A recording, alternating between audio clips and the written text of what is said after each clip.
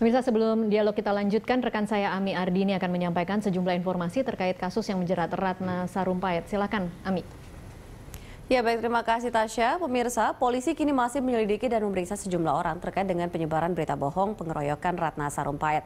Ratna sendiri memang saat ini telah ditahan di Mapolda Metro Jaya dan kita akan simak terlebih dulu seperti apa sebenarnya kasus ini bermula, pemirsa. Kita pertama lihat kronologis dari kasus ini. Pada Selasa 2 Oktober 2018 ini beredar kabar pengeroyokan terhadap Ratna Sarumpait yang di Bandung, Jawa Barat. Kemudian berita ini juga disebarkan dan ditanggapi oleh sejumlah politisi di berbagai media dan media sosial. Lalu calon Presiden Prabowo Subianto yang didampingi oleh Amin Rais dan sejumlah politisi mengutuk pengeroyokan terhadap Ratna Sarumpait. Ya, polisi lalu mengungkap dugaan pengeroyokan Ratna Sarumpait ini di tanggal 3 Oktober 2018 di hari Rabu dan membeberkan fakta bahwa Ratna melakukan operasi plastik di sebuah rumah sakit di Jakarta. Lalu masih di Rabu 3 Oktober 2018 ini Ratna Sarumpait kemudian mengaku berbohong soal kondisi mukanya yang membengkak. Ya, kita lihat lagi. Ya, dan masih di tanggal Rabu 3 Oktober 2018 ini kemudian Prabowo meminta maaf karena sudah ikut menyebarkan dan menanggapi berita bohong soal Ratna dikeroyok. Lalu pada Kamis 4 Oktober 2018, Ratna Sarumpait ini ditangkap di Bandara Soekarno-Hatta saat hendak menuju Chile dan dia kemudian ditahan di Mapolda Metro Jaya. Ratna Sarumpait dijerat pasal 14 Undang-Undang Nomor 1 Tahun 1946 dan pasal 28 ayat 2 Undang-Undang ITE dengan ancaman hukuman 10 tahun penjara. Ya, lalu kita lihat sebenarnya ada sejumlah pihak yang menjadi terlapor dalam dugaan penyebaran berita dusta Ratna Sarumpait ini. Kita lihat siapa saja. Ada Prabowo Subianto, kemudian juga Sandiaga Uno, Ratna Sarumpait sendiri. Selanjutnya ada Fadlizon, Rahel Mariam, Rizal Ramli, Nani S. Deyang, Ferdinand Hutahayan, Arief Poyuwono, lalu juga ada Natalius Pigai, lalu ada Fahira Idris, Habibur Rahman, ada juga Hanum Rais, Said Didu, Egy Sujana, Kapten Firdaus, dan terakhir ini ada Dhanil Anzar Simanjuntak. Jadi kurang lebih ada 17 orang yang menjadi terlapor yang diduga ikut menyebarkan kebohongan atau berita hoax yang disampaikan oleh Ratna Sarumpait. Ya, pemirsa, itulah yang bisa saya sampaikan. Kini kita kembali ke Tasya. Silakan Tasya. Baik, terima kasih Ami untuk pemaparannya. Kita lanjutkan perbincangan. Saya kembali lagi ke Pak Hudri. Pak Hudri, hari ini kita melihat kasus ini ketika masuk ke ranah hukum sudah mulai diproses oleh polisi. Polisi sudah mulai memanggil saksi. Ratna juga sudah ditahan.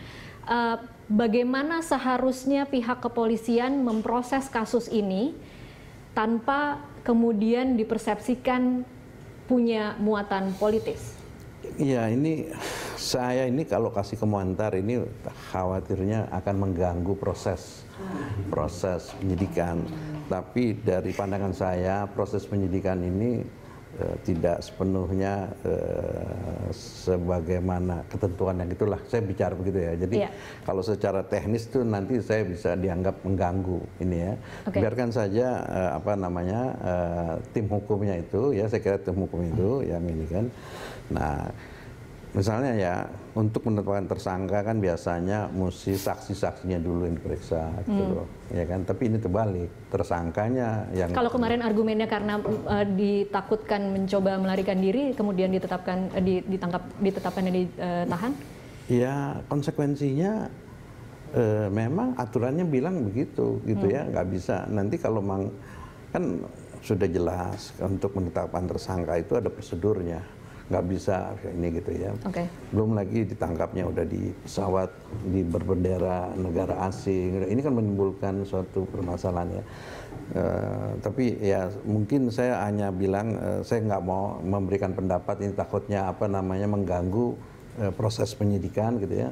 Tapi kalau dari pandangan saya proses ini mungkin tidak seluruhnya sesuai dengan ketentuan yang ada. Oke. Baik, kalau saat ini kalau menurut saya hal-hal yang seperti itu yang harus diuji. Harus diujinya bagaimana, Bang? Ya, kan ada mekanisme pra peradilan sekarang. Oke. Kan pra Jadi peradilan dari Ratna sendiri yang memungkinkan yang seperti ini diuji justru adalah polisi.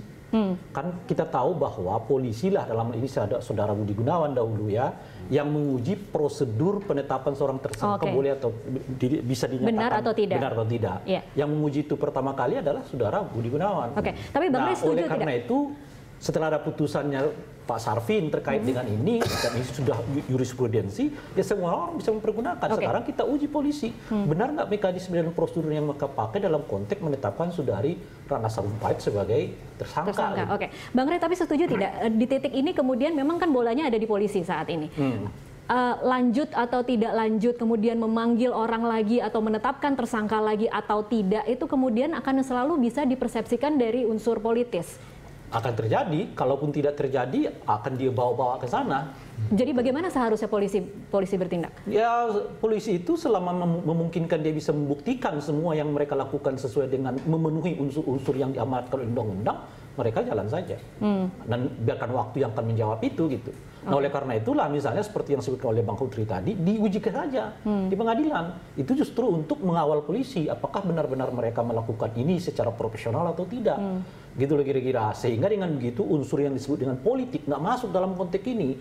Sebab kalau terlalu lama kita membiarkan begini, nanti ditarik lagi tuh. Ini ya apa namanya, nggak mungkin lah polisinya nanti juga di pengadilan. Jadi serba teori konspirasi yang karena memang kita nggak mau ujinya juga ya jadi berkembang jadi konspirasi. Pemanggilan selanjutnya juga akan seperti itu. Seperti kita kemarin melihat bagaimana Amin Rais dipanggil, kemudian yang maju masanya kemudian dibawa kepada isu-isu kriminalisasi terhadap tokoh umat. Akan dibawa ke sana. Kalaupun itu yang saya sebut tadi, kalaupun tidak dilakukan oleh mereka secara langsung, mungkin akan dilakukan oleh pihak-pihak lain yang membuat citra seolah-olah ini berkaitan seluruhnya dengan proses politik ya. Itulah makanya menurut saya kalau kita mau lihat ya kita harus uji semua mekanisme ini melalui mekanisme yang disediakan. Kalau misalnya kita ragu pada proses penetapan polisi dalam konteks penetapan saudari Ratna Sarumpait sebagai tersangka, diuji dong, ya kan? Kita uji di pengadilan supaya selesai gitu. Nanti apakah saudari Ratna Sarumpait terbukti memang melakukan kebohongan atau tidak, meskipun yang bersangkutan sudah mengakui sendiri, kira-kira gitu ya, juga diuji di pengadilan. Jangan-jangan saudara Ratna Sarumpait mengakui ada kebohongan itu mungkin karena ada juga tekanan yang kita nggak tahu, tekanan dari kiri kanan, sehingga dengan begitu ketika dia konferensi pers mengakui ada kebohongan, sebetulnya nggak sepenuhnya misalnya muncul dari dirinya gitu. Nah itu nanti juga akan terbukti di pengadilan seperti apa. Ya tentu saja dengan asumsi baik proses di pengadilan, di polisi maupun nanti proses di pengadilan seluruhnya berjalan secara benar ya, artinya secara independen mereka melakukan itu gitu. Nah oleh karena itu ya bayangan saya untuk menjaga independensi itu semua tahapan yang dilakukan oleh polisi memang harus ditransparansikan. Transparan. Ya pemanggilan kayak macam-macam dan seterusnya itu. Baik. Ya ini saya garis bawahi apa yang dikatakan Bung Rey ini ya kan. Mungkin agak sulit Ratna Sarumpait ini mengajukan pra peradilan. Kenapa Pak? Karena dia sudah mengakui. Karena dia sudah mengakui perbuatannya. Ya itu, padahal ini agak bertentangan dengan konsep larangan self incrimination gitu loh. Ya, self incrimination itu seseorang nggak boleh menghukum dirinya sendiri gitu loh. Ya, dia mengakui keterangan itu loh. Jadi apakah keterangannya ini dia menutupi satu hal yang lain yang seperti ini kita nggak tahu gitu loh ya. Jadi ya dia mestinya dia nyatakan dia menyatakan bahwa dia berbohong ya. Tetapi apakah dia langsung bukan langsung dia menghukum dirinya sendiri gitu kan itu juga sebenarnya nggak salah, tapi itu ya kurang ya kalau dibilang kurang dengan apa istilahnya yang tepat ya, kurang tidak beradab lah gitu ya di dalam itu ya, dalam yang itu ya. Kan nggak boleh kita menghukum diri sendiri ya. Walaupun dia mengaku ya. Saya setuju poin itu Bang Hudri. Yang saya maksudkan itu bukan poin yang bersangkutan menyatakan bahwa dirinya berbohong. Itu selesai. Yang kita bujikan itu kan mekanisme polisi menetapkan yang bersangkutan sebagai tersangka. Diuji oleh dia. Memang saya berbohong, tapi cara Anda menetapkan saya tersangka juga belum tentu benar. Kan bisa begitu tuh. Ditahan dulu, kita akan coba menyapa di sambungan telepon sudah ada Hamdi Muluk, pengamat psikologi politik dari Universitas Indonesia. Selamat sore Pak Hamdi. Selamat sore Tasya. Iya, Pak Hamdi, Anda pernah mengatakan bahwa saat ini apa yang dilakukan oleh kubu Prabowo adalah mencari strategi menyelamatkan muka. Apa yang Anda maksud dengan strategi menyelamatkan muka? Begini, terhadap kasus Ratna, mungkin kita balik sedikit flashback ke awal ya. Ya, jadi begini, kalau ada seseorang dianiaya, ya, dipukuli, tentu respon pertama ya dari semua orang yang waras lah dari publik ini, karena ini adalah domain pidana dan ini delik aduan, orang mengadu dulu ke polisi, apa melaporkan saya dipukul, saya dianiaya tanggal sekian dan seterusnya, saya minta keadilan, kan begitu kan? Iya. Oke, nah yang menjadi masalah adalah berjarak berapa itu? 9 hari kemudian ya? Ya nggak? 9 hari kemudian muncul berita itu seperti yang kita sudah tahu, bahwa Bu Ratna itu mengirim gambarnya lewat bukan Bu Ratna sendiri yang memposting, yang kalau kita lihat peristiwa itu. Jadi Fadlizon lewat orang-orang terus dia bilang dia dianiaya, dipukuli gitu ya oleh kemudian baru dibikin ceritanya di Bandung dan seterusnya itu kan ya. Terus yang pertama itu Pak Fadlizon yang banyak dikritik orang itu mengatakan Ibu kenapa nggak lapor, kan itu dibilang karena ininya trauma ya toh. Terus polisi dia pesimis polisi bisa menyelesaikan. Nah, pada titik itu ada persoalan, seharusnya seorang pejabat publik seperti Pak Fadlizon mendorong proses hukum dulu. Nah ini yang ingin saya garis bawahi. Harusnya respon yang paling adekuat, yang paling benar adalah lakukan proses hukum dulu. Artinya, ya kalau orang mengaku dia dianiaya, ya, nah kan pertanyaannya siapa yang menganiaya, di mana, kapan, mana alat buktinya, mana visumnya dan seterusnya. Itu kalau diletakkan saja, dijaga di domain pidana, pure pidana, persoalan ini tidak melebar kemana-mana. Karena bisa saja kalau orang dipukuli ada persoalan-persoalan pribadi ya, banyak kemungkinan. Nah, tapi setelah itu muncul ke publik, narasi yang bergaung di publik langsung loncat kepada narasi politik. Ya, dengan adanya framing misalnya bahwa dia dianiaya oleh orang yang tidak bertanggung jawab, mungkin karena dia aktivis yang kritis terhadap pemerintah. Terus di mana keadilan nanti, di mana rasa aman di masyarakat kalau seorang aktivis saja dipukuli. Terus muncul lagi narasi seorang ibu-ibu dan seterusnya. Dan setelah itu narasi ini mengalami amplifikasi politik oleh tokoh-tokoh politik itu, oleh Rahel Maryam dan Yusuf Majuta, dan ditutup oleh konferensi pers. Nah ini kan menjadi heboh betul. Padahal duduk soalnya belum jelas. Ya. Apakah betul ada kejadian itu yang pertama. Siapa yang memukuli, apakah betul lebam-lebam itu karena proses dipukuli. Dan kemudian polisi menemukan bukti bahwa ternyata itu bohong. Pak Hamdi, mohon maaf saya potong.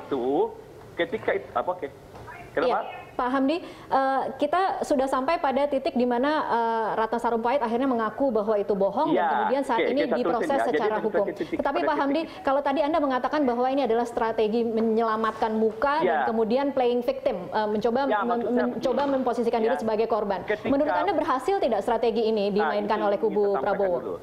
Ketika misalnya bahwa narasinya menyudutkan, mendiskreditkan pemerintah, terutama polisi dan seterusnya, aparat keamanan, tentunya ini menjadi faktor keuntungan politik buat kubu Prabowo. Dan itu narasinya disiarkan terus, bahkan ditutup dengan sebuah konferensi pers supaya seluruh orang Indonesia orang tahu.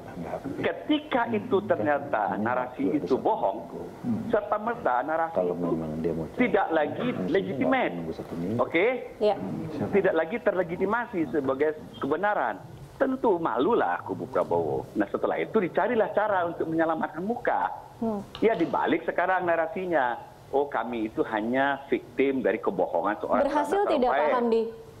Apa? Berhasil tidak menurut Anda memainkan isu itu, kemudian psikologi di masyarakat kemudian akhirnya berubah menjadi oh kasihan Prabowo ditipu oleh Ratna Sarumpait begitu? Kalau kita lihat di reaksi netizen, saya belum tahu ya, kalau saya belum survei, kalau mau survei itu baru adil betul. Kira-kira reaksi dari masyarakat banyak juga yang mengatakan, loh masa Anda mudah ditipu seperti itu? Itu kan paling gamblang, orang rakyat biasa tahu tuh banyak keanehan kejanggalan, kenapa nggak diselidiki dulu? Itu sekarang ketika tuh tahu bohong, kenapa hanya Ratna disalahkan? Yang lain cuci tangan. Oh itu banyak sekarang beredar komentar-komentar di netizen bahwa oh kubu Prabowo cuci tangan. Nah itu, jadi itu belum tentu terlalu berhasil menurut saya bahwa strategi menyelamatkan muka ini belum tentu berhasil. Nah sekarang mungkin topik yang Anda bahas sekarang, secara politis ini menjadi bola liar. Nah dengan begitu kita mendukung sebenarnya supaya ini juga tidak menjadi isu politik yang terus menjadi liar. Lebih baik kita kembalikan ke hitohnya, itu yang saya bilang tadi. Ya ke hitohnya itu, ya hakikat ini kan kasus kriminal sebenarnya, pidana. Ini domainnya polisi, jadi kembalikan lagi. Silakan meskipun tadi kita bekerja secara hukum supaya jelas gitu loh. Nah, meskipun Pak Hamdi tadi kita berdiskusi di sini apa yang dilakukan oleh polisi, apakah kemudian itu memanggil lebih banyak lagi pihak yang terlibat dalam kasus ini atau kemudian menghentikan di sini saja, itu semua akan dimaknai secara politis. Nah, ya jadi karena ini sudah terlanjur digiring.